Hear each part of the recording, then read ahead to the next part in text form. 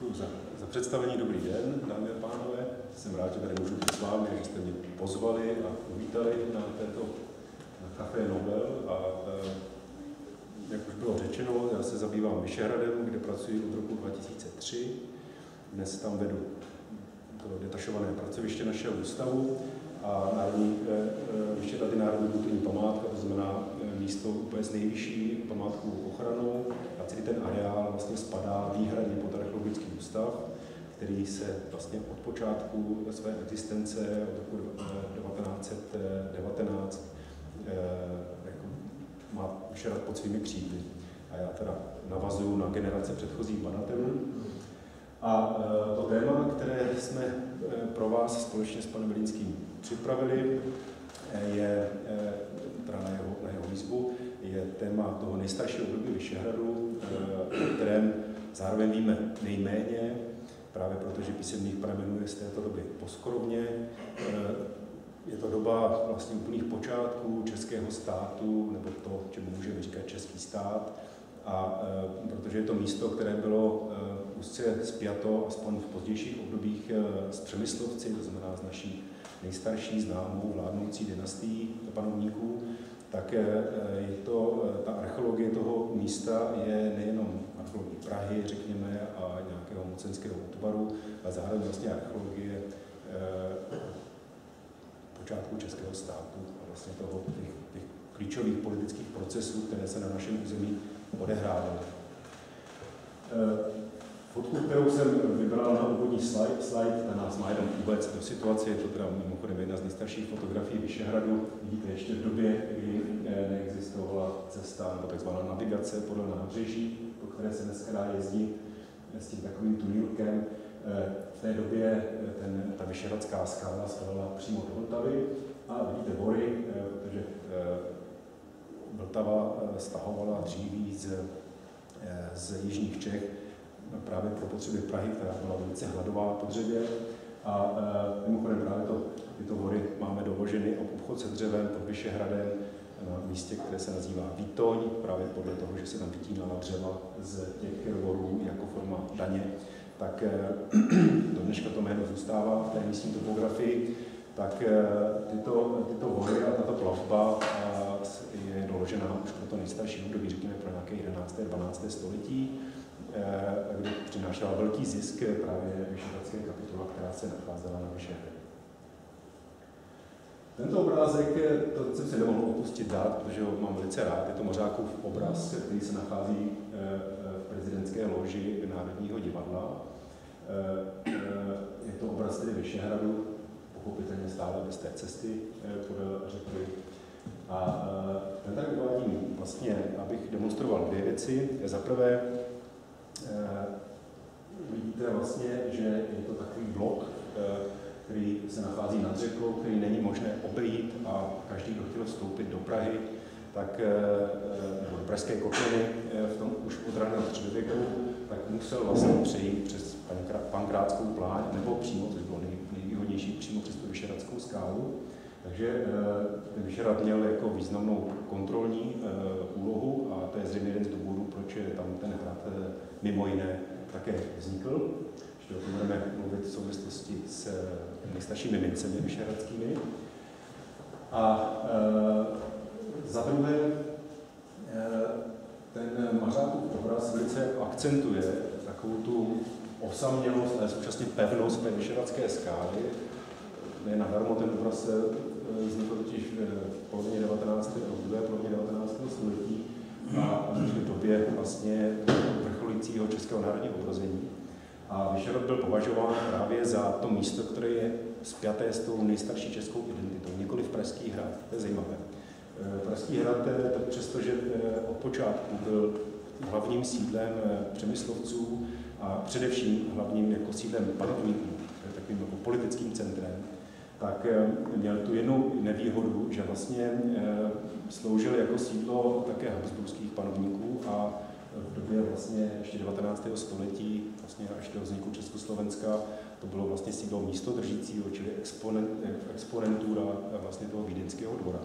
A proto všechny ty jako národní city se upínaly k tomuto jako konkurenčnímu hradu, právě k Vyšehradu, který jako se v úzovkách nepošpinil nějak vztahem s Habsburky a také z toho důvodu tam později bylo vybráno místo pro vznik toho národního hřbitova, který se tam nachází dnes.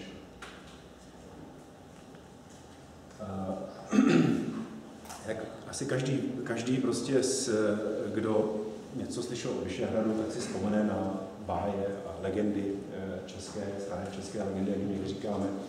A nejenom teda legendu o Horimírovi a Šimíkovi, ale také celou řadu dalších, včetně třeba legendy o Přemyslovi Oráčovi.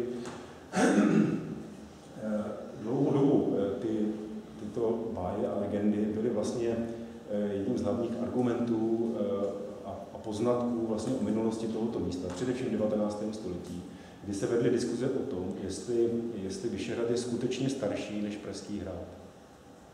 A argumentovalo se tím, že v kronikách, které vznikly na dvoře Karla IV., tak se kněžna Libuše, bajna, že kněžna, věští slávu Prahy a založení Prahy právě z Vyšehradu, což jak si ukazuje, že nejprve byl Vyšehrad a teprve později vznikl Pražský hrad. A jenom několik historiků poukazovalo, že to pravděpodobně nebude pravda, ale právě v souvislosti s tou skalou, jaký zobrazil Mařák, a s těmi národními city, které byly na toto místo vázány, prostě ten Vyšehrad musel být starší než Pražský hrad. A vlastně otázka je, co k tomu říkají skutečné prameny. Pro to nejstarší období Vyšehradu, řekněme do poloviny 11. století, protože druhá polovina 11. století pro Vyšehrad znamenala zásadní změnu, která souvisela s Vratislavem II., což byl významný český kníže, ale především proslaven tím, že to je první panovník, který získal korunu. Takže první korunovaný král vlastně na našem trůně, na českém trůně, tak on zásadně přestavil a změnil Vyšehrad i jeho význam. A pro tu dobu toho Vratislava, řekněme od 70. let 11. století až do první poloviny 12. století, prostě nacházíme celou řadu písemných pramenů, na jejich základě se můžeme prostě řadu věcí dozvídat o minulosti tohoto místa. Ale na doba předtím, před polovinou 11. století, je opravdu velice tajemná, aspoň tedy z hlediska těch písemných pramenů. Vlastně známe pouze dvě písemné zmínky pro tu dobu před polovinou 11. století, a to jsou ty uvedené nahoře 1003 a 1004. 1003 je rok, který figuruje v Kosmově kronice. Víme, že Kosmas v této době ještě nežil. Kosmas se narodil až někdy v nějakých 40. letech 11. století a svou kroniku psal až na počátku 12. století. Tak přesto on k tomuto roku 1003 uvádí takovou zábavnou a zároveň jako ostrašující historku. On totiž Kosmas úplně nesnášel Vršovce a kníže Jaromír, který ještě nebyl knížetem, ale kněžicem, to znamená tím pretendentem trůnu, ale ještě nebyl, ještě vládl jeho otec, tak byl na svém dvorci na Velízi, na dnešním Berounsku, a tam ho zajali právě ti zrádní Vršovci, jak uvádí Kosmas, a připoutali ho nahého k zemi kolíky a přeskakovali přes něj koňmi a tak dále. A prostě, když to viděl jeho věrný sluha Hovora, nebo se také někdy uvádí Dovora, tak ten vzal nohy na ramena a utíkal zajistit kněžici Jaromírovi pomoc. A to je zajímavé, že podle Kosmy neběžel na Pražský hrad, ale běžel na Vyšehrad. Což je taková pozoruhodná věc. Je potřeba říct, že ty Čechy, zejména střední Čechy, jak víme z archeologických pramenů, tam se nacházela celá řada hradišť, které určitě patřily Přemyslovcům. A můžeme mluvit o zhruba 200 nebo skoro 200 hradů, nebo hradiště, jak říkáme, proto není středověké období. Ale v naprosté většině z nich se nedozvídáme nic z písemných pramenů, známe je pouze díky archeologii. Ale jenom několik málo vstupuje do písemných pramenů, mezi nimi samozřejmě úplně klíčový je Pražský hrad, ale také Vyšehrad, to je právě ta první zmínka. A právě proto je o to pozoruhodnější, že podle Kosmovy představy mnohem bezpečnější zajistit svému budoucímu panovníkovi svému pánovi pomoc, bylo neběžet na Pražský hrad, ale na Vyšehrad. Co to znamená, to nevím. Ale jinak historici se domnívají, že tato historka je pravděpodobně smyšlená. Ale mnohem podstatnější potom je ta zmínka k roku 1004. Ta už nepochází od Kusmy, ale od Dětmara Merseburského, což byl... Aha, jo, pardon, tak já jsem pokusil. Dobře. Nemám začít od začátku. Takže 1004, ta zpráva z roku 1004 je uvedena v díle kronikáře Dětmara Merseburského, který byl už současníkem těch událostí, které se odehrávaly tedy v Čechách. A tady v souvislosti s tím, když s takzvanou krizí českého státu kolem roku 1000, hovoří se o první krizi českého státu, a v té době ta krize vrcholí vlastně tím, že na Pražský hrad ovládnou polské posádky knížete Boleslava Chrabrého z rodu Piastovců. Ovládnou ten Pražský hrad, ale není to dobytí toho hradu, naopak on tam byl pozván ze strany některých skupin představitelů moci nebo elit českých, ano, včetně třeba slavníkovců. A Dětmar uvádí, že klika, která byla na straně Jaromírově, ten samý Jaromír, která byla proti tomu Boleslavu Chrabrému, tak zůstávala na Vyšehradě, který byl vlastně, zůstával dál věrný tomu Jaromírovi, přestože Jaromír vlastně musel uprchnout z Čech. A právě jednoho dne zazněly zvony na Vyšehradě, které byly signálem k tomu, aby se prostě stoupenci toho Jaromíra vydali na Pražský hrad, odkud vlastně vyhnali a zaútočili a vyhnali tu polskou posádku a jejich příznivce. Mimochodem jeden ze slavníkovců tam umírá při pádu z mostu. A tady ta historka je zajímavá z toho důvodu, že zaprvé teda musel na Vyšehradě v této době existovat nějaký kostel z věží, na které se nacházel zvon, protože prakticky jiný způsob, kdyby se nacházel zvon za raně středověkých Čech nebo střední Evropy vůbec jako není možný, nebo není pravděpodobný. Ale je tam ještě důležitá věc. Jakmile se podařilo vyhnat tu polskou posádku, tak kníže Jaromír je ihned zvolen panovníkem na Pražském hradě a instalovan na polonickém trůnu. A tady je potřeba připomenout to, že ty intronizace, to znamená ten akt nastolení panovníka, měl vlastně 3 takové kroky. Jo. První z nich je vlastně dohoda, nebo říká se volba toho, kdo bude zvolen. Tam muselo dojít vlastně ke konsenzu mezi těmi předáky. To jenom ukazuje, že ta moc těch předáků byla dost velká. Pak byl druhý krok a to byla ta samotná intronizace. A to znamená posazení na trůn. A tím trůnem byl jakýsi kámen, my nevíme ani, jak vypadal, protože se nezachoval, ale změnil ho Kosmas několikrát, který se nacházel na Pražském hradě na místě, které označuje jako Žiži. Vůbec netušíme, jako, kde to je, kde to mohlo být. Nejspíš někde v místě mezi dnešní, možná pod dnešním závěrem svatovického chrámu, ale to je prostě pouze spekulace. To není ale podstatné. Podstatné je ten akt toho, že on si musel sednout tím zadkem na ten trůn. A jenom tím se opravdu proměnil toho panovníka. A v tu chvíli najednou, přestože ho předtím zvolili, on na něm má absolutní moc, ten panovník. To byl prostě odvěký kánon a zvyk prostě v českých zemích, který se potom změnil až teprve ve 13. století. Možná právě proto ten kamenný stolec zmizel. Už nebyl potřeba. A pak je třetí krok, který je potřeba k dokončení té intronizace, a to je provolání slávy, jako hlasité uznání toho panovníka. Říká se tam také aklamace. A teď se dostáváme zpět na ten Vyšehrad. A je to detail, který považuji za dost důležitý, protože jakmile Jaromír je intronizován, tak potom hnedka přijíždí z Pražského hradu na Vyšehrad. A tam, jak uvádí ten Dětmar Merseburský, byla mu provolána právě sláva jako novému panovníkovi. Je to první a poslední doklad toho, že ten třetí krok té intronizace, čili ta aklamace, k ní dochází jinde než na Pražském hradě. Čili toto je indicie toho, že v této době už Vyšehrad musel mít nějaký významnou politickou úlohu, ale my nevíme jakou. Tak, a teď je otázka, kdy vůbec ten Vyšehrad tedy vzniká, že? Kromě těch písemných pramenů uvedených na pergamenech, tak tady máme ještě další písemný pramen, který už je ale na mincích. Je to numizmatický pramen a Je známá série ražet po sobě jdoucích, denárových, čili to je stříbrná mince, z poměrně jako ryzího stříbra v tehdejší době, která již ražba začala za vlády Boleslava II., to znamená, řekněme, v poslední třetině 10. století. A na jejím opisu se nachází slovo Vyšehrad, čili to jasně ukazuje, že na Vyšehradě se v té době razily mince. To znamená, Vyšehrad musel existovat nejen jako místo osídlené, ale už jako hrad. Protože všechny mincovny, které známe z raného středověku z Čech, byly vždycky v kontextu opevněných lokalit. Ano.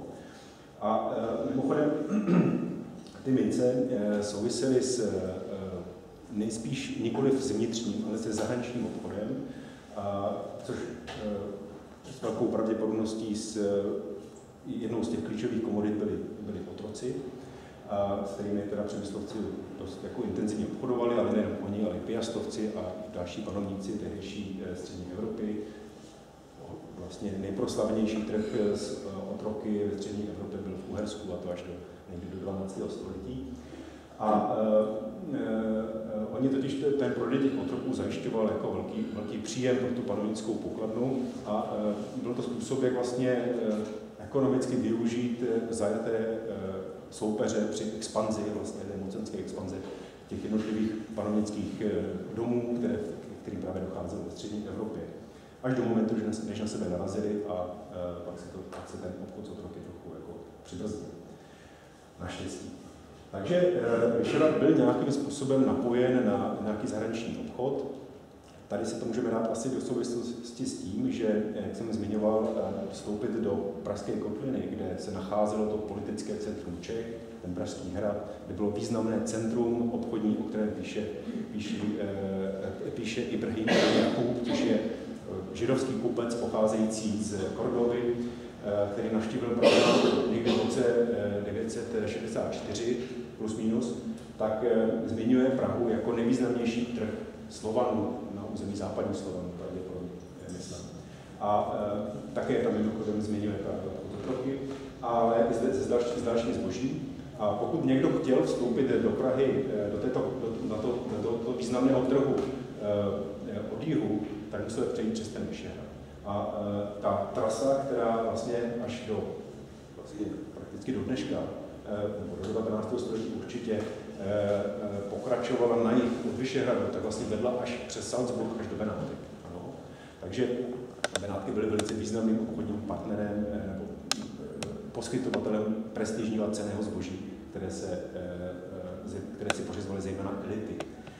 Takže možná právě s tím souvisí to vydávání těch mincí. Takže už máme několik indicí, které nám tak trošku jako vytyčují tu základní jako oblast, to pole toho, kdy ten Vyšehrad vzniká a proč. Ještě jedna zmínka je důležitá. Ta pochází až z 13. století, ale zmiňuje existenci kostela svatého Jana Evangelisty, o kterém píše jako o rotundě. Znamená, pravděpodobně je to raně středověký kostel. A protože ona byla tedy v ruinách a docházelo k její vlastně rekonstrukci, tak se uvádí, že v průběhu té rekonstrukce, těch oprav této starobylé stavby, byly nalezeny nesporné doklady toho, že ten kostelík vysvětil druhý český biskup Vojtěch, později svatý Vojtěch, který jako biskup fungoval právě v těchto letech 80. až 90. letech 10. století. A pokud by tedy on vysvětlil tu stavbu, tak máme jako fixovaný moment, kdy už to hradiště opět muselo stát. Vidíte, že to pěkně překrývá s tou dobou, do které jsou datovány ty mince, taky do těch 80. 90. let. No a pokud jde o ostatní archeologické nálezy, nebo to, co my tam nacházíme, tak skutečně ta hmotná kultura ukazuje na to, že masivně se ta lokalita náhle začíná osidlovat až kolem poloviny nebo v druhé polovině 10. století. My nemůžeme být moc přesní, protože pracujeme zejména s nálezy keramiky, jejichž datování opravdu není tak přesné jako třeba mincí, ale máme téměř jistotu, protože ten Vyšehrad už je prozkoumán z velké části, že tam starší osídlení nebylo. Čili z toho vyplývá, že Vyšehrad vzniká někdy, řekněme, mezi rokem 950 a 90. roky, jako 990, to takové zjednodušit. Ale každopádně z toho vyplývá, že Vyšehrad je mladší než Pražský hrad. Vzniká zhruba 2-3 generace po založení Pražského hradu. Ano. Čili kroniky z doby Karla IV., které umisťují kněžnu Libuši věštící slávu v budoucí Praze, se mýlí a potvrzují se ty názory, které byly menšinové v tom 19. století o tom, že Vyšehrad je skutečně až mladší hrad. Tak, a takže tím jsme si ujasnili ty počátky a kdy jsou. Trošku jsme si naznačili kontext, v jakém vznikají. Připomínáme to nějaká strategická pevnostní úloha té vyšehradské skály, kontrolující nějakou komunikaci, zejména tu, která vede směrem do Středomoří z Čech. Dále je to nějaká ekonomická úloha, kterou demonstrují ty ražby mincí a také indicie pro nějaký politický a rezidenční možná význam Vyšehradu, tak jak nám ukazují ty historky z roku 1004 a pokud budeme věřit, tak taky ta historka z roku 1003. Ale teď si položíme otázku, co tedy víme o podobě toho Vyšehradu. Tady je potřeba říct, že donedávna jsme neměli vůbec tušení, jak ten Vyšehrad vypadal. Teprve vlastně, přestože tam probíhaly rozsáhlé výzkumy na tomto hradišti, už vlastně v roce 1924, mimochodem teď slavíme 100 let moderních archeologických výzkumů na Vyšehradě. Mezi roky 24 a 36 tam proběhla obrovská archeologická kampaň, ale protože potom následoval protektorát, druhá světová válka, změny po válce, tak vlastně nedošlo vůbec ke zpracování těch nálezů. A k tomu jsme se dostali až relativně nedávno, někdy kolem roku 2010.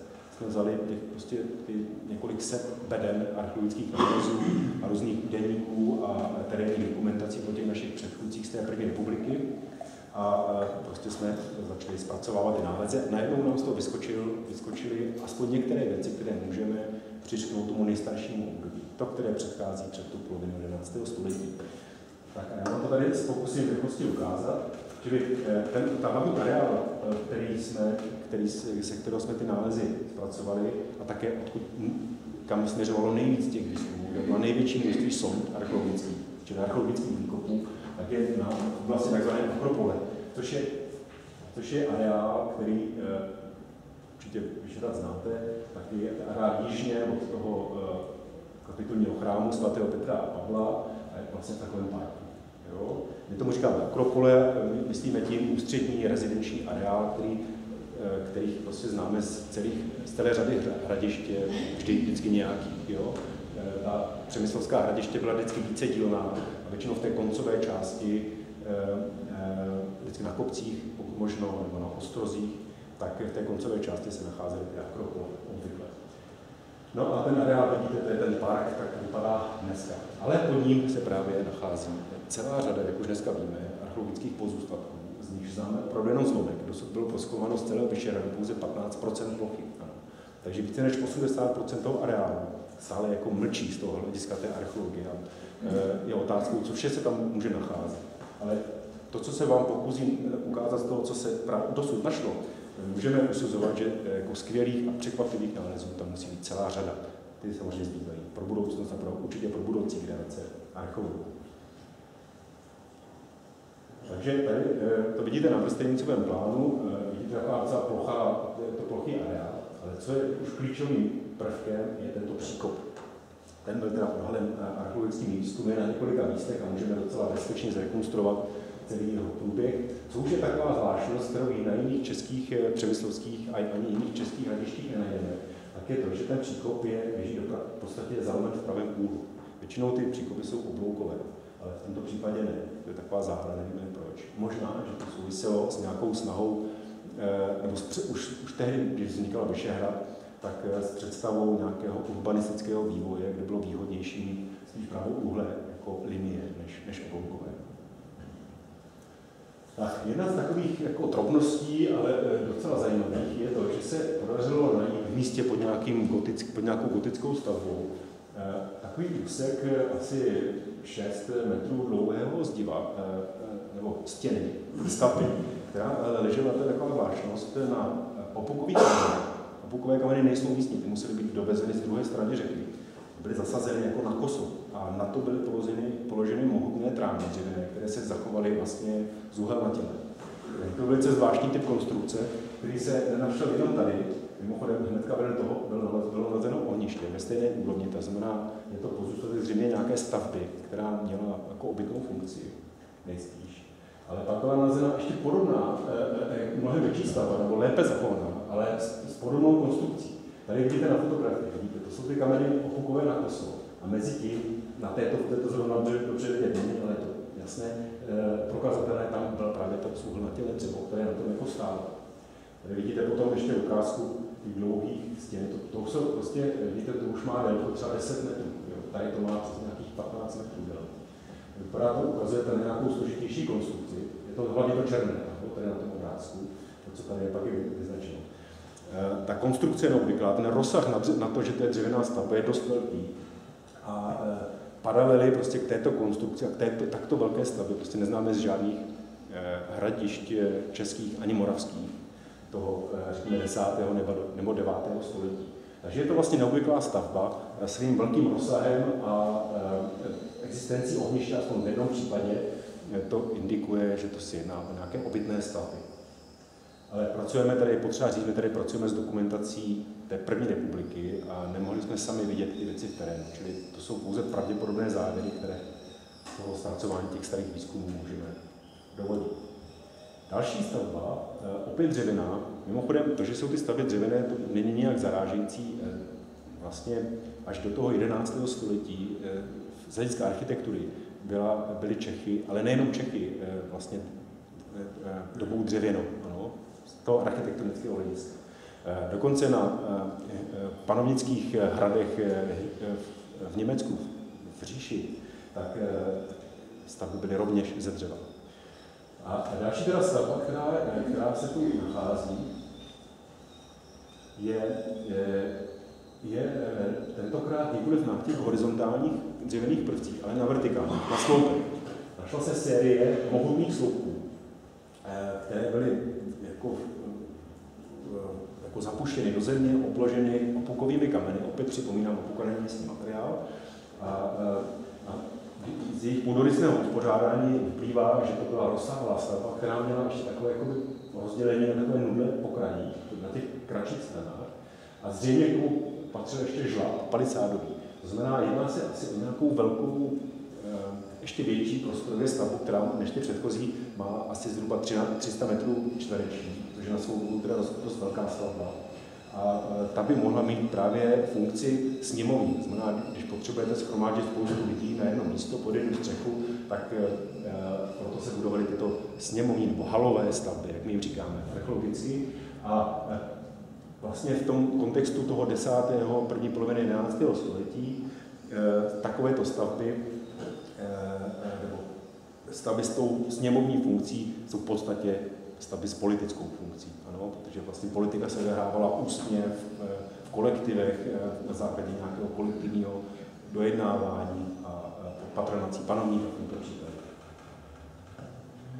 No a abychom doplnili ten areál o další stavbu, tak je to ten zmíněná rotunda svatého Jana Evangelisty, kterou prý údajně vysvětlil biskup Vojtěch. My nevíme, kde se nachází. Je to mimochodem jedna z těch staveb, kterou bychom strašně rádi našli. Ta zmínka uvádí, že se jedná o stavbu, která se nazývá jako rotunda in curia regis, to znamená rotunda v panovnickém dvoře, což nemůže být nic jiného než právě ta akropole.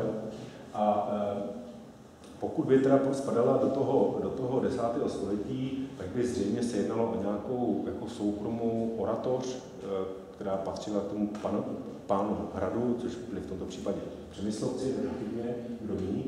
A spíš menší stavba, rotundy jsou obvykle malé, ty české, takže by si mohli na teda soukromou oratoř. A když se podíváme na jiná česká hradiště, známé z toho 10. století, tak prakticky ve všech případech, z té poloviny 10. století, tak prakticky ve všech případech se ty sakrální stavby nachází ve středu té akropole. Každý přemyslovský hrad vlastně měl svůj kostel, Přemyslovci byli pokřtěni a byli křesťané a vlastně budovali kostely na všech svých hradech, aspoň tedy v centrálních Čechách. A čili analogicky můžeme umístit někam do středu té akropole, ale to je samozřejmě jenom hypotéza, prostě dokud ji nenajdeme, tak nebudeme přesně vědět, kde je. No a teď to je ten obraz, který jsme vlastně zrekonstruovali na základě těch starších výzkumů, plus ta písemná zmínka o té rotundě. Ale teď se přeneseme na jiné místo, které se nenachází přímo na té akropoli, ale kousíček na východ, nedaleko od té akropole. Sice už za tím příkopem, ale kousek za ním. Jo? A to je stavba, kterou jsme zkoumali, nebo již druhá vlna výzkumu nastala v roce 2011 až 2018. Ten výzkum jsem tedy vedl já ve spolupráci s doktorem Nechvátem, můj předchůdce na tom Vyšehradě. A ten výzkum potom, a ty výsledky toho výzkumu jako jsou nesmírně zajímavé a vlastně vrhají nové světlo na Vyšehrad toho nejstaršího období, ale nejenom na něj, ale vlastně i na počátky té české architektury. Takhle vidíte, to jsou ukázky z nějakého staršího kostela, který se nachází pod bazilikou svatého Vavřince. To uvidíte potom na pláncích. Jo? A ta bazilika je až 11. století, ale pod ní se právě našly pozůstatky starší stavby, které vidíte její ukázky. Toto. A nad tím je ta bazilika svatého Vavřince. Tato stavba je ta mladší, toto je ta starší. Tato je ta mladší, toto je ta starší a tak dále. Jo? Úplně jako vlastně svým způsobem ty počátky objevování tohoto kostela spadají už do 20. let 20. století, kdy při výzkumu baziliky svatého Vavřince naši předchůdci objevili pod dlažbou jakési starší zdivo, ale zjevně vůbec nevěděli, co to je. Mimochodem nikdy to nepublikovali, takže se ani nevyjádřili, ale z deníkových zápisů vyplývá, že si nejsou jistí vlastně o významu tohoto nálezu. Potom v roce 68, já vám ještě ukážu takhle, tady vidíte, je to vlastně ortoplán, kde jsou pomocí počítačové technologie a 3D modelování je vlastně s přesností na 1-2 cm. Jsou sneseny všechny výzkumy z těch jednotlivých období od roku 2011 až 2018. A postupně vám tady budu ukazovat vlastně tu stavbu, jak se odvíjel ten její výzkum, protože on je to zajímavý jako takový ten příběh toho objevování. Pojďte teda ten nejstarší úsek, který už byl určitě znám za té první republiky, je tento, má takový tvar takového dvojitého V, vidíte, jo? A v roce 68 ten můj předchůdce doktor Nechvátal vstoupil znova po několikáté na toto místo, znova to odkryl a tehdy vysvětlil hypotézu, že jako první se tomu začal skutečně jako seriózně se tím začal zabývat. A vysvětlil hypotézu, že se jedná o pozůstatek stavby křížového půdorysu. Ano. Toto je plánek, který vlastně vidíte, to docela dává smysl, když nasadí to zdivo o tvaru dvojitého V na nějaký logický půdorys, který vlastně z té doby byly nějaké známé, tak dospěl vlastně velice konzervativně k takovému to možnému řešení té stavby. A tento půdorys potom i s hmotovou rekonstrukcí probíhal literaturou až vlastně do toho roku 2011, kdy se ten pohled na tu stavbu změnil. Když jsme právě v roce 2011 vrátili na toto místo, ten důvod byl ten, že se ten areál té stavby, ono je to tam jako do dneška odkryté, měl jako očistit a připravit pro to, aby tam mohli chodit návštěvníci. Takže jsme měli poslední šanci to zdokumentovat a pak se ty starší základy zasypaly pískem. Jo? A tak by vynikla jenom ta bazilika toho svatého Vavřince, ta mladší stavba. Takže to byla příležitost. No a my jsme si tedy říkali dobře, pokud tedy tato stavba má mít ten půdorys z toho kříže, tak by v těchto místech mělo být nalezeno toto zdivo, že, jak pokračuje. A tady by se mělo ještě zajímat. Všechno to bylo v areálu, který jsme mohli vidět. Ano? A pokud by tam to zdivo nebylo, tak třeba mohlo být odtěženo později, ale zůstaly by tam aspoň základové žlaby, jako negativ po tom zdivu. Ale ani jedno se nenašlo. A dokonce jsme mohli vyloučit, že to zdivo někdy v tomto směru šlo, protože ten podložní terén, což jsou takové jíly a břidlice, byly neporušené, vystupovaly dost vysoko, výš než je základová spára tohoto zdiva. Takže bylo vyloučeno, aby tam někdy to zdivo pokračovalo. No a pak jsme si všimli ale jednoho takového úseku v těchto místech, velice jako nenápadný, kde se ukázalo, že to zdivo se znovu zalamuje tady v těchto místech. Vidíte? A vede ven. A několik měsíců později jsme měli možnost odkryt i tuto situaci už vlastně vně té baziliky. A ukázalo se vlastně, že ta stavba má mnohem složitější půdorys. A nejzajímavější na tom bylo, že směrem na jih, protože ten obrázek orientován jako správně, či na sever, to znamená východní část, obvykle u kostelu, ta hlavní, se musí nacházet někde v těchto místech, tak směrem na jih vlastně se ukázalo, že k tomuto dvojitému V je připojena vlastně oblouková apsida. No a v tu chvíli jsme vlastně si uvědomili, že ten nález je mimořádný a lámali jsme si hlavu tím, co to teda znamená a jak si teda představit vlastně půdorys toho kostela, protože to je pro nás archeologie hlavní. Než musíme vědět, s čím pracujeme a teprve potom uvažujeme o tom, co to znamená. Tehdy jsme vlastně, to vzbudilo dost jako velký ohlas, ale taky jako kontroverze v archeologické obci, že tyto věci jsme nezveřejňovali a pouze jsme je diskutovali jako mezi kolegy a přišli jsme vlastně s hypotézou, že se musí jednat nějakou stavbu vlastně s centrálním půdorysem. To znamená, že to není podélný kostel s jednou hlavní východozápadní osou, ale spíš stavba, která má jakoby dvě víceméně symetrické osy. Ano. Takže jsme prostě řekli, toto bude nejspíš čtverec, takhle vidíte, toto je jako nároží čtverce, který tady pokračuje sem, tady se zalamuje, vrací sem a sem, na jih vede jedna apsida, na sever bude druhá a na východ bude nejspíš také apsida, protože na východě se vždycky nacházely hlavní oltáře a apsidy jsou vlastně kaple. No a když to západní strana bude spíš pravouhlá partie, která je vstupní, tam se žádná kaple nenacházela. No a vypočítali jsme také přibližně půdorys té stavby a ten byl tak velký, že vlastně jak ta složitost toho půdorysu, tak i ta velikost té plochy, všechno je to jenom na základě, to bylo tehdy jenom na základě hypotézy, skutečně byla kontroverzní a řada kolegů vlastně si klepala na čelo, že nic takového pro tuto dobu možné není. Jo? Nejenom na Vyšehradě, ale na Vyšehradě. A tak jsme se rozhodli o 3 roky později, sehnali jsme peníze, projekt a tak dále a položili jsme sondu do těchto míst, kde jsme předpokládali, že by se měla najít ta hlavní východní apsida. A skutečně našla se v přesnosti asi na 20 cm.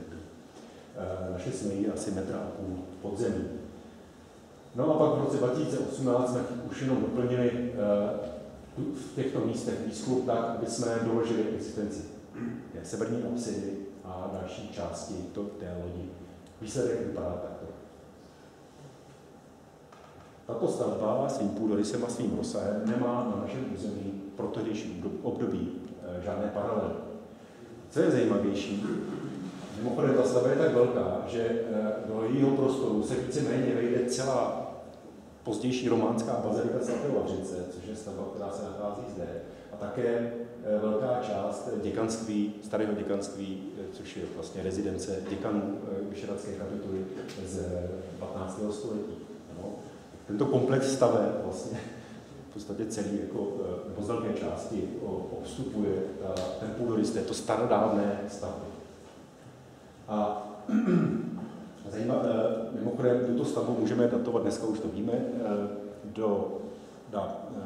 někam do doby před rok 1000, to na základě radiouhlíkových dat. A to jsme v době opravdu jako velice starodávné. Od toho je to zajímavější, protože vlastně, když víme, že Vyšehrad není starší než řekněme polovina 10. století, tak máme zhruba 50 let, během které tyto základy mohly být vybudovány.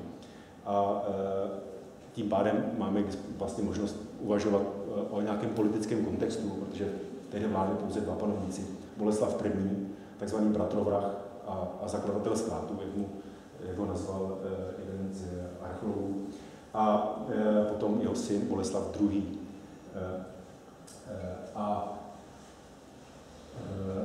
Další poznatek, který je velice důležitý, je zatím nepublikovaný, je ten, že jsme zjistili za prvé, že to zdivo základové bylo budováno velice mohutně z opukových desek. Zopakuji, opuka není místní materiál, se doveze. Ty desky jsou takhle velké, nejsou vysoké a byly skládány velice pečlivě, opravdu v rovných řádcích a pojeny jílem, jako rozplaveným jílem. A mají zajímavé základy, ty rozměry jsou zajímavé v tom, že jsou mohutné. Ta šířka základu je 1,40 m, to znamená, to nadzemní zdivo by mělo mít minimálně nějaký 1,20 m. To samo o sobě ukazuje na to, že ta stavba musela nést, nebo ty základy měly nést nějakou mohutnou stavbu, velice těžkou. Ano. A ty základy jsou také zajímavé v tom, že v příčném řezu nemají svislé stěny, ale směrem dolů se zúžují konicky. Mají teda rovnou základovou spáru, ale ty boční stěny se zúžují. Když to viděl Petr Macek, to je vynikající stavební historik, který s náma spolupracoval na dokumentaci toho zdiva, tak ten tam kolem toho pobíhal a říkal, no to jsou úplně dokonalé základy, protože oni mají tu velkou výhodu, že nejenom, že snáší velký tlak od shora dolů, ale zároveň vlastně to základové zdivo se jako zapadá jako klín, jo, do té země. Takže je velice stabilní a je schopné snést i případné boční tlaky, jo, ke kterým může dojít na to základové zdivo. Takže vlastně je to velice dobře připravený základ na nějakou mohutnou stavbu, možná na něco, s čím teprve tehdy naši stavitelé tehdejší experimentovali. Ale druhý poznatek, který jsme zjistili, je ten, že přestože ty základy byly celé dobudovány kompletně celé, tak ta stavba nikdy nevznikla. Ta nadzemní zdivo nebylo nikdy budováno.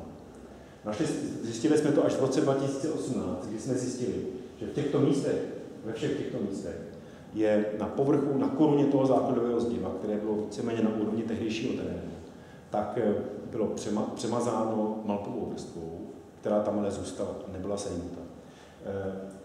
Totiž, když se v tom, nejenom ale v raném středověku, ale i ve středověku a v novověku, řekněme v barokním období, v renesanci, když se budovaly stavby, tak se nejprve samozřejmě postavily základy a ty se potom nechaly vlastně sednout, slehnout přes zimu. To proto, aby prostě bylo jisté, že ta stavba, která potom na nich vznikne, to nadzemní zdivo, opravdu už stálo na pevných základech, které jsou usazené. Ale pro jistotu se zamazávalo maltovou vrstvou, která měla chránit to zdivo před průnikem vody, aby nedošlo v průběhu mrazu přes zimu k rozpraskání. A tuto konzervační maltovou vrstvu vždycky potom stavitelé odstranili a začali stavět to nadzemní zdivo na ten další rok na jaře. Ale tuto maltovou vrstvu bychom nalezli nejenom, že neporušenou, ale místo toho, aby byla odstraněna, tak jsme našli, že jsme nalezli vlastně stratigrafii maltových výmazů, které ukazují, že dlouhodobě opakovaně byla přemazávána, udržována pro případ, aby se jednou začalo stavět na ní, ale k tomu nikdy nedošlo. Což je teda velice zajímavé, protože ten projekt, jak má demonstrovat tento obrázek, je opravdu byl na svou dobu vlastně unikátní a velice odvážný. Prostě proto, že pokud mluvíme o centrálách, čili jak jsem říkal, stavby, jako která má symetrii nejenom v té jedné ose, ale v obou osách, tak je to ta největší centrální stavba známá nejenom u nás, ale u západních Slovanů v tom raném středověku.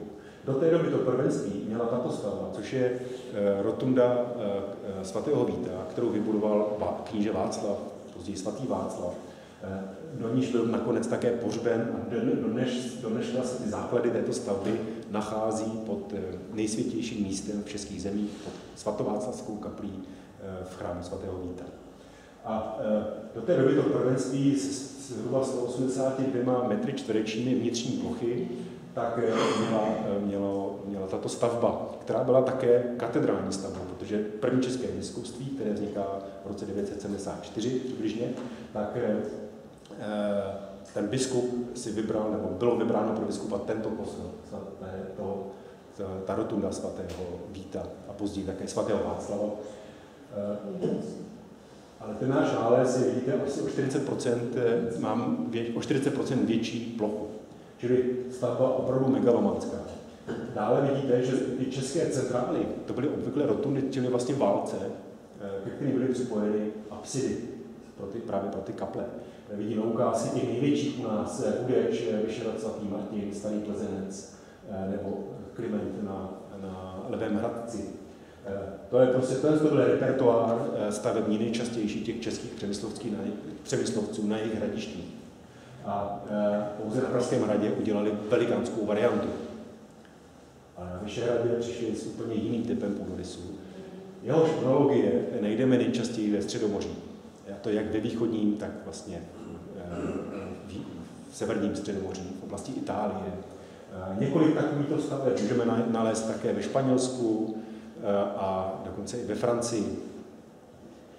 Ta představa o tom, jak ta stavba měla vypadat, stále nás jako zaměstnává. Přestože ta stavba nebyla dokončena, tak se můžeme směle dál věnovat té otázce, jak měla být řešena nadzemí, protože určitě ten stavitel, který vlastně vyměřil nebo nechal vyměřit ty základy, tak měl jasnou představu o tom, jak bude vypadat.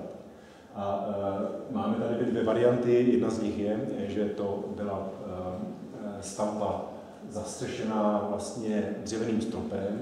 To jsou to hypotetické varianty. Ale tato varianta nám přijde jako málo pravděpodobná, protože překlenout 13-metrovou loď plochostropým, jako plochým dřevěným stropem je nesmírně náročná věc. A my víme, že ještě v 16. století například Da Vinci a další architekti a vědci tehdejší doby tak řešili otázku, jak vlastně účelně překlenout velké stavby plochým dřevěným stropem a přicházeli s velice jako důmyslnými systémy. Ale co bylo klíčové, bylo mít jako strojní zařízení, které dopraví vlastně jeřáby, které dopraví ty trámy, které se pak uprostřed musely spojovat, které se pak zatěžovaly krovem.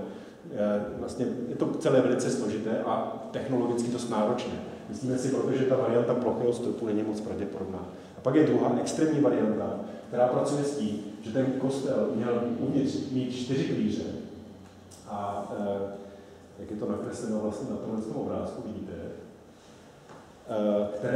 které by vlastně umožňovaly vytvořit několik systémů klinek, které spojovaly to obvodové zdivo s těmito centrálními 4 pilíři a vlastně pomocí různých překlenovacích systémů, poloklenek a pendantivů a tak dále, by vlastně to vedlo ke vzniku nějaké centrální kupole, která by se nacházela někde ve výšce nad těmito sloupy nebo pilíři. Čili pokud by ta stavba byla dokončena, tak by to bylo prostě něco úplně jako mimořádného ve všech variantách toho řešení. A samotný ten nález prostě ukazuje, že Vyšehrad byl místem mimo jiné také smělých architektonických plánů. A ta stavba určitě měla být sakrální, to znamená kostelní stavba. Vůbec netušíme, komu by mohla být zasvěcena. A byla založena mimo vlastně ten areál té akropole, ale těsně před jejím vstupem. Což indikuje to, že to neměla být soukromá oratoř panovníka, už také vzhledem k těm obrovským rozměrům, které spíš ukazují na to, že měla být určená vlastně ke shromáždění velkého množství věřících. Takže spíš nám tady jde o nějakou, tušíme, nějakou významnou sakrální stavbu, která by z toho Vyšehradu udělala vlastně nějaké náboženské centrum, jo? Které významem minimálně srovnatelné s Pražským hradem. Tak, to je jeden z těch podstatných nálezů v nedávné době. A ten druhý je nález, který se odehrál zde, v severní části akropole, jižně od baziliky svatého Petra a Pavla, ale uvnitř té akropole, ano, to znamená na vnitřní straně toho příkopu. Když jsme zpracovávali ty výzkumy z první republiky,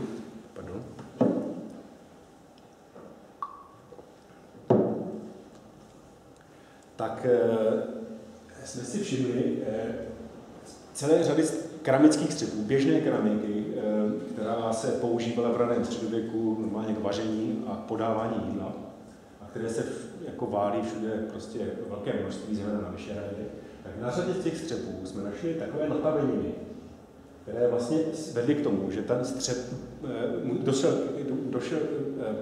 se dostal do kontaktu s nějakým vysokým žádem, který vedl k tomu, že ten povrch úplně spěnil toho střepu. Znamená, došlo k teplotám vyšším než 1000 stupňů Celsia zhruba. A zároveň to hrálo všemi různými barvami. Zelenou, červenou, fialovou, do modra a podobně. No a tyto střepy jsme teda analyzovali a spolu s doktorem Janem Zavřelem, geolog, ale také archeolog, metalurg, to znamená zabývá se dávnými metalurgiemi, zpracování a výroby kovů. A dělali jsme různé analýzy a ukázalo se, že všechny tyto střepy byly používány jako misky, tavící misky na tavbu stříbra. Ale pozor, nikoli na tavení stříbra již hotového, ale na výrobu stříbra z hutních produktů, z rudních koncentrátů nebo přímo z rudy. Tento nález a objev je prostě strašně zajímavý a významný, zejména teda v určité skupině lidí, kteří se zabývají počátkami českého stříbra a počátky českého mincovnictví. Proč? Dosud se mělo za to, do tohoto objevu, se mělo za to, že Přemyslovci, mimochodem Přemyslovci byli první, kteří ze západoslovanských panovníků, kteří razili mince. Ano? Právě ty denáry a ty vyšehradské patří k těm nejstarším, jak jsem ukazoval na tom obrázku. A aby to mohli dělat, potřebovali stříbro. Protože někteří geologové tvrdili, že my stříbro v Čechách samozřejmě máme, že třeba Kutnohorské výchozy nebo Příbramské výchozy, ale geologové tvrdili někteří, že ta možnost technologicky dostat z tohoto stříbra z těchto lokalit technologiemi známými v 10. století nebo známými před 13. stoletím prakticky nebylo možné, aspoň ne v nějakém efektivním množství. A na to zareagoval jeden významný český historik, Dušan Třeštík, který mimo jiné vlastně velmi se věnoval významu právě obchodu s otroky pro ten ekonomický vzrůst a vzmach Přemyslovců v tom počátečním období 10. zejména 10. století. Tak přišel s tím, že mu to krásně zapadá, protože věděl, že většina těch otroků z centrální Evropy, nejenom z Čech, samozřejmě z Čech také hodně, ale jak jsem zmiňoval Polsko, Ury, tak směřovali do arabských zemí, část do Kordobského chalífátu, to znamená na území dnešního Pyrenejského poloostrova, a část do Bagdádu, do bagdátského chalífátu, čili na území dnešního Iráku. A odtamtud se pak ti otroci ještě dál posouvali třeba do Afriky a podobně. Řada jich měla slovanská jména, mimochodem slovo otrok se v tehdejší arabštině říkal sakali, což je odvozené ze slova slovan. No. Do dneška angličtina používá slovo slave and slave, to je slovan, otrok, slave je otrok a slave. Slave je slovan, slave je otrok. To je prostě podobně sláven, skláven v němčině. Ano? Je to prostě ten obchod s otroky v tom raném středověku byl tak významný, že se vlastně do těch slovo otrok se odvozovalo v řadě jazyků od slova slovan. A říkal, a dospěl teda k tomu, že nejspíš teda ti Přemyslovci při té své expanzi chytali ty otroky, prodávali na ty arabské trhy a za to sem přicházelo to arabské stříbro, že Arabové razili jak zlaté, tak ve velké stříbrné mince, takzvané dirhemy. Ty se dostávaly na české území, tady byly přetavovány Přemyslovci a přeráženy do podoby vlastně těch nejstarších českých mincí. A takhle vlastně si už použili k tomu, aby startovali kola té jako rané české ekonomiky. Tím klíčovým argumentem bylo, že stříbro nebylo možno získat z těch českých stříbrnonosných výchozů. Tento nález na to vrhá úplně nové světlo, ukazuje, že Přemyslovci nepochybně měli přístup k rudám, nebyli odkázáni tím pádem na arabské mincovní stříbro. A jestli to ovšem znamená, že to stříbro získávali, tu stříbrnou rudu získávali přímo v Čechách, anebo ji nakupovali od někud, třeba ze zahraničí, to nevím. Nám se dosud nepodařilo objevit tu čistou rudu stříbrnou, abychom analýzami stopových prvků mohli vymezit oblast, odkud hypoteticky ruda mohla pocházet. Zajímavé ovšem také je, že se tam to stříbro, kromě toho, že máme doklad o tom, že to stříbro vyrábělo přímo z té rudy, je to první takový doklad z českého území, tak z 10. století, tak se tam našly také vlastně formy, kadluby na odlívání takových prutů. Tady to vidíte. Vidíte zlomek, to pozoruhodné, ten kadlub, ta forma byla dělána z jedna tuhové zásobnice, to znamená z keramiky, která obsahuje velké množství grafitu. Grafit je velice odolný vysoké teplotě. Prostě odrazili tu nádobu za dno, otočili ho a vyrili tam dvě takové drážky. A analýzemi jsme zjistili, že se v nich nacházelo kdysi čisté stříbro. Takže tyto proutky malé, asi takovéto velikosti, nějakých 5 cm šířky, ani ne centimetrů, tak se objevovaly v takovýchto formách. To jsou takzvané hřivny. Ano, hřivny měly vždycky tvar tady z těch válečků. Známe třeba dobře ty hřivny na člověka z žateckého pokladu z počátku 11. století. Byl dosud jediný doklad o tom, že se u nás s hřivnami obchodovalo.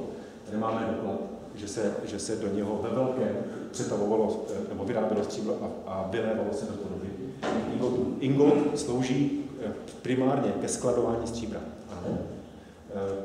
Pokud ho chcete obchodovat, tak ho proměníte na minci. Takže toto je zajímavé, protože to ukazuje, že ti přemyslovci přímo na svém dvoře nechali vyrábět stříbro, které bylo potom vlastně ten hlavní finální produkt, bylo to skladovací stříbro.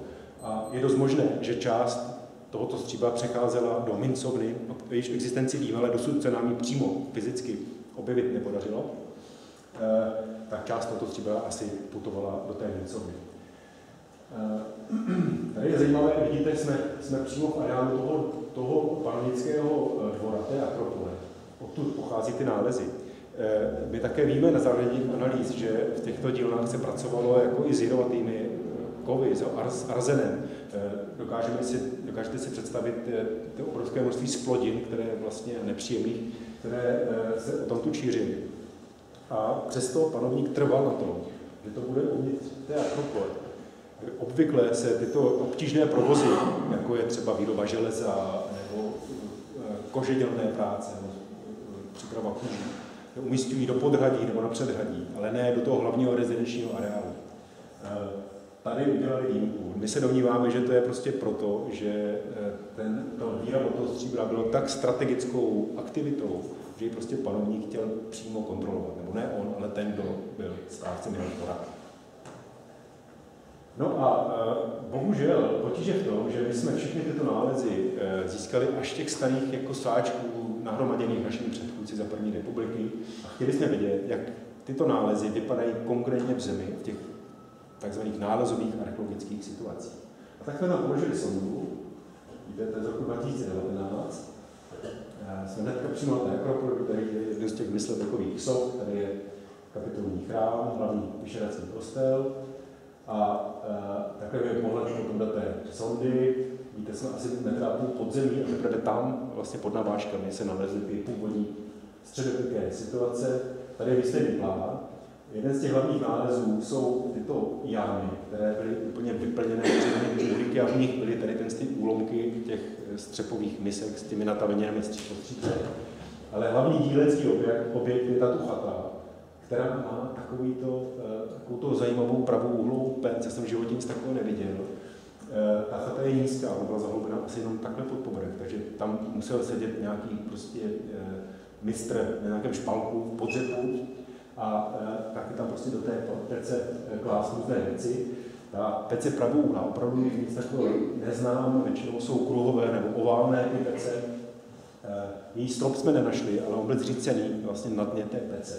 Tady těsně nad tím, asi 3 cm, prorazil mimochodem ten terén právě jako vodovodní potrubí protlakem, jako umístěné mimo výkop. Takže, ale naštěstí to pec neporušilo. Jsme tu pec pečlivě rozebírali, měla několik vrstev, jako několik den jako zanesených vlastně mourem a dechtem a odpady a z toho nám vlezlo spoustu zlata. Tady vidíte zlatý drát, asi takhle dlouhý, takovéto pecičky zlata. Něco můžou být dokonce i, ten z toho zřejmě budou od kapy zlaté, ale našli jsme, není to na obrázcích, i kousky, které mají takový jako vějířovitý tvar. Je to velice malé, má to třeba rozměr 2 mm. Ale takovéto vlastně vypadá to jako by přirozeně krystalizované zlato. Takové, jako známe třeba z jílového. Ale zatím analýzy nebyly provedeny, abychom mohli určit provenienci toho zlata. Mimochodem našel se také kousek červeného kamene, průsvitného, nejspíše karneolu, který byl broušený. Čili toto ukazuje, že jsme nenašli to, co jsme potřebovali najít. My jsme chtěli najít to místo, kde se vyrábí to stříbro přímo. a kde možná třeba i mincovnu. A místo toho jsme našli zlatnickou dílnu, ve které se vyráběly šperky. A je to teda zajímavé, že vlastně v jednom a tom témž areálu vlastně máte jeden velký metalurgický areál, v němž se vyrábí z rudy čisté stříbro. Pak někde poblíž musela být mincovna a hnedka vedle toho je dílna na výrobu zlatých šperků. Všechno toto panovník má na svém dvoře pod svou kontrolou. A ono to dává smysl. Jak už jsem říkal, v případě toho stříbra to byla velice strategická surovina, sloužící vlastně k vnitřnímu, ale také mezinárodnímu obchodu. Když se platil třeba tribut z Čech do říše, platil se ve stříbrných hřivnách. Nebo naopak, když třeba Poláci platili tribut nám, platili ho ve stříbrných hřivnách. Když čeští panovníci o něco žádali papeže, tak to podmazávali stříbrnými hřivnami. Když se tady vyráběli, to dává smysl. Ale to, že tady je ta dílna na výrobu šperků, to je také zajímavé, protože my víme, že nejstarší raně středověké hroby elit jsou vybaveny velkým množstvím drahých šperků. A také víme ze soudobých písemných pramenů, že panovník se zajišťoval lojalitu těch svých velmožů, předáků a podobně tím, že je neustále obdarovával. A oni prostě neustále pak dělali to, co on chtěl. A tady vidíme, že zřejmě toto byla ta hlavní úloha této zlatnické dílny, vyrábět ty prestižní materiály z drahých kovů, stříbrných a zlatých, a vlastně šířit je dál na podvazování a na budování vlastně té hierarchie mocenské, na jejímž vrcholu stál ten panovník. Takže vidíte vlastně velice strategický areál. Nic takového se dosud nepodařilo objevit v Čechách, z tohoto období 10. a první půlky 11. století. Takže když si to shrneme, vlastně do té doby, do roku, řekněme, 2010, by tady byl jenom prázdný plán. A dnes už přece jenom o tom Vyšehradě, o tom nejstarším Vyšehradě něco víme. Máme tady nějaké velké obytné stavby s neobvyklou konstrukcí dřevěnou, pak tady máme nějakou velkou sněmovní stavbu, která nejspíš měla nějaký politický význam pro různá politická jednání, shromáždění a tak dále. Byl tam nejspíš někde v centru nějaká soukromá panovnická oratoř, zasvěcená evangelistovi, kterou si nechal panovník vysvětit biskupem Vojtěchem. Máme tady metalurgii drahých kovů a výrobu zlatých šperků. A potom, tady, o tom jsem nemluvil, tady je oblast, takhle, která je docela intenzivně prozkoumána různými jako výkopy archeologickými a i jinými výkopy inženýrských staveb třeba, které máme zdokumentované. A tam se vůbec žádné pozůstatky staveb, ale ani sídlišního odpadu nenachází, přestože terény tam zůstaly zachovány. Nebyly odstraněny. Je tam normálně půda zachována, ale žádné archeologické jako odpadní areály. Domníváme se proto, že tady tento areál bylo velké nezastavené nádvoří, které záměrně přemyslovci ponechali nezastavené, aby mohlo sloužit ke kolektivnímu shromažďování lidu. Ano. My vlastně o této praxi nemáme z 10. století žádné zmínky, ale z počátku nebo z první třetiny 12. století víme, že se na Vyšehradě odehrával takový jako politický monster proces, kdy přímo panovník Sobislav I. Byl hlavním žalobcem a soudcem nad dvěma muži, kteří se mu pokusili sáhnout na jeho život. Oni se podařilo vypátrat, že si objednal jeden z významných předáků, který mezi tím stihl uprchnout z Čech. A ten monster proces prostě sloužil k tomu, aby panovník ukázal, jak je vlastně mocný a jak dokáže spravedlivě, ale zároveň tvrdě a nekompromisně vládnout. A tuto zprávu o tomto procesu uvádí tzv. Kanovník Vyšehradský, to je pokračovatel Kosmův, který uvádí, že tam byl přitom a že tam bylo 3000 mužů. Ano. Takže ty velké skupinové prostě akce se odehrávaly. To byly ceremoniály panovnické moci a demonstrace panovnické moci. Nebyly to určitě jenom nějaké monster procesy, to byly spíš jako nahodilé záležitosti, ale určitě při oslavě významných církevních svátků a podobně se ten panovník ukazoval, protože to byl ten hlavní způsob, jak o sobě a o lesku své moci a o své síle dát veřejnosti vědět. Neexistuje žádná jiná média. A je proto možné, že už od toho počátku založení Vyšehradu, protože tam nenacházíme žádné stavební objekty, ani z toho nejstaršího období, tady bylo vlastně vytvořeno nějaké nezastavené námoří, takový Majdan, který mohl právě sloužit těmto účelům. No a tady v těchto místech se v příkopu přímo před osou této námi objevené stavby se nalezly 2 kulové sloupy nadmě zaražené do dna příkopu, takže to zřejmě ukazuje na existenci vlastně dřevěného mostu, dřevěné lávky přes ten příkop. A tím pádem máme vlastně komunikační koridor, který z toho otevře nezastaveného námoří vede přímo do této stavby. Ta stavba byla situována proti hlavnímu vchodu, jinými slovy, proti hlavnímu vchodu na tu akropoli, na ten panovnický areál.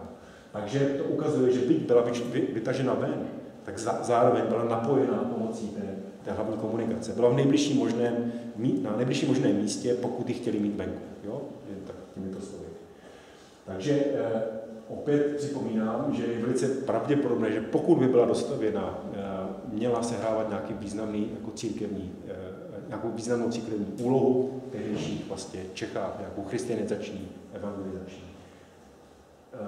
Teď až to publikujeme, tak to prostě necháme historikům, ať se hádají o tom, jaký měl význam.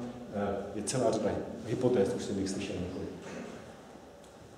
Tak, a tady to vidíte na rekonstrukci, abyste si udělali představu. Jo? Tady tato stavba není rekonstruovaná v celku, protože víme, že byly založeny pouze základy.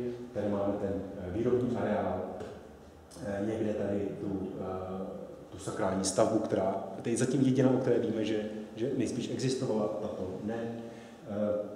Tady máme tu sněmovní stavbu, tady nějakou skupinu sídelních staveb, z nich se podařilo nalézt relikty pouze 2. Tady ještě v těchto místech je pozůstatek, o tom jsem nemluvil, jakési možná věžovité stavby, která byla výrazně zahlubená pod zem, měla kolem sebe mohutné sloupy. No a tady ten Majdan. Takže když se to shrneme, Vyšehrad není starší než Pražský hrad, pochází z druhé poloviny 10. století.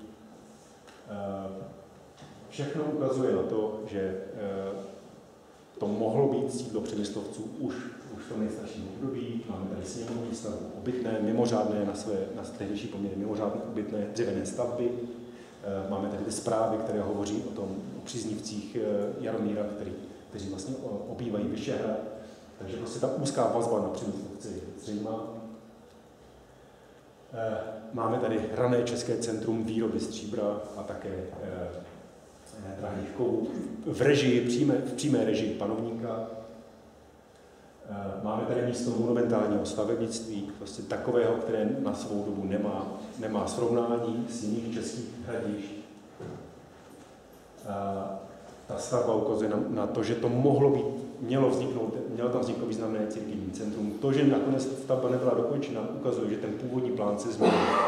Svým způsobem tato zpráva je pro nás ještě zajímavější, protože vidíte, když máme na jednu stranu nějaký mimořádný projekt, udělejme to tím nejlepším, nejokázalejším, nejnáročnějším způsobem a zároveň se to pak zastaví. Ukazuje to, že prostě ty důvody, které byly na začátku, najednou pominuly. A ať je to v důsledku třeba smrti toho panovníka, který to nechal založit, nebo v důsledku nějakých politických událostí. Furt nám to ukazuje, že došlo k nějakému přelomu, nějak se ta linka dějová přervala, jo? Došlo k nějakému zvratu. Takže to je velice samozřejmě zajímavá věc k dalším úvahám. No a můžeme prostě jasně uzavřít, že když porovnáme to, co víme o tom Vyšehradu z 10. století a to, co víme o Pražském hradu v 10. století a v první polovině 11. století, můžeme jednoznačně uzavřít, že alespoň z pohledu archeologie Vyšehrad a Pražský hrad jsou byly na víceméně stejné úrovni. Tak a děkuji za pozornost.